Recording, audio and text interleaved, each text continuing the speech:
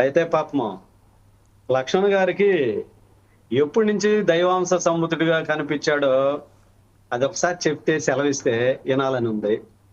రెండు, ఉమ్, ఎందుకనంటే టీడీపీ నుంచి నేను, జనసేన నుంచి లక్ష్మణ్ గారు కొన్ని డిబేట్లకు వచ్చాము. ఆ టైంలో ఏమేమి మాట్లాడాడు అనేది కూడా లే అన్ని లే లే, ఉన్నాయి. అది అది మనం పాపం మీకు మాట్లాడకూడదులేండి ఇప్పుడు. సరే, వారు ఇప్పుడు ఆ పార్టీలో ఉన్నారు, మాట్లాడకూడదు. ఆ పార్టీకి ఎందుకనంటే విధేయుడుగా ఒకటి ఉన్నారు. ఒకటి శంకర్ గారు ఆ, ఆ. శంకర్ గారు శంకర్ గారు నేను చెప్తా వినండి. ఎందుకనంటే తెలిసి తెలియని అమాయకులు పిల్లలు ఏదన్నా చెప్తే దానికి ఒక అర్థం ఉంటది. ఇవి పాపము ఎందుకు అంత కంఠశ్వాస ఉందో సోదరుడు తమ్ముడు లక్ష్మణ్కి నాకైతే అర్థం కాలేదు.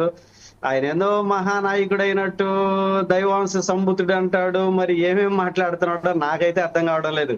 ఎందుకనంటే వీళ్ళు మాట్లాడే ముందు సరే అవన్నీ మరి మర్చిపోయాడో లక్ష్మణ్ గారు లేకపోతే తెలీదో నాకైతే తెలియదు, కానీ వీళ్ళు 5 సంవత్సరాల పాలనలో వీళ్ళు ఏం చేశారు, ఎలా చేశారు అనేది రాష్ట్రంలో ఉన్న అందరికీ తెలుసు.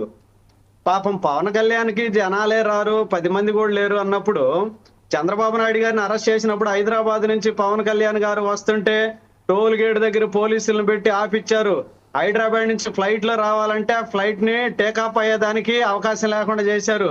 మరి పవన్ కళ్యాణ్కి జనాలు లేనప్పుడు వీళ్ళు అధికారంలో ఉన్నప్పుడు ఎందుకు చేశారు పాపం అవన్నీ?